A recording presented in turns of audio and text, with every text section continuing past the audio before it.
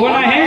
त्या नवरदेवाचा एकदम खास मित्र आहे. सगळे विचार करतात की अरे वा, जर नवरदेवाचा मित्रच इतका सुंदर असेल तर नवरदेव किती सुंदर असेल. सगळे चिंतेत पडले ना, पण एवढा वेळ झाला आणि अजून नवरदेवाचा काही पत्ता नाही. पूर्ण वराड येऊन गेला पण नवरदेव काही दिसत नाही. मग कुणीतरी विचारणा केली, गावा नवरदेव कुठे, नवरदेव कुठे?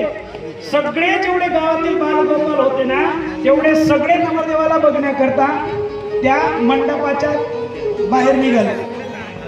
गावाच्या बाहेर रस्ता आहे ना, त्या रस्त्यामध्ये बघायला गेले तर तेवढ्यात नारदजी येताना दिसले. नारायण नारायण श्रीमन्नारायण नारायण नारायण. नारदजींना विचारणा केली, का हो महाराज, बराच वेळ होऊन गेला, लग्नाची घटिका पुढे निघून गेली, 11:30 वाजून गेले तरी महाराज काही आवरत नाही.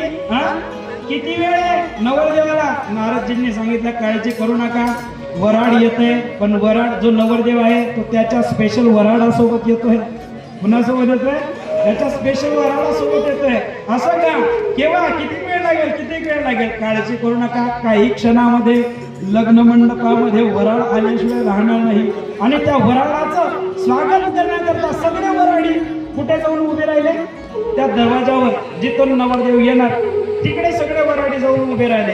बालगोपाल सगळे तिथे गेले आणि महाराज त्या ठिकाणी त्या बालगोपालांनी त्या महादेवाची वरात येताना पाहिली.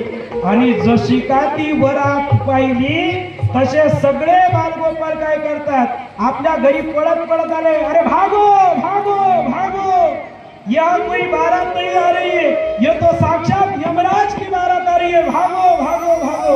आणि सगळे जण म्हणतात, अरे बाप रे बाप, अरे बाप रे बाप, बिकट बिकट भूत प्रेत, बिकट बिकट, अरे बाप रे बाप, बिकट बिकट भूत प्रेत, बिकट बिकट बाप रे बाप, बिकट बिकट भूत प्रेत, बिकट बिकट अरे बाप रे बाप, बिकट बिकट भूत प्रेत, बिकट बिकट.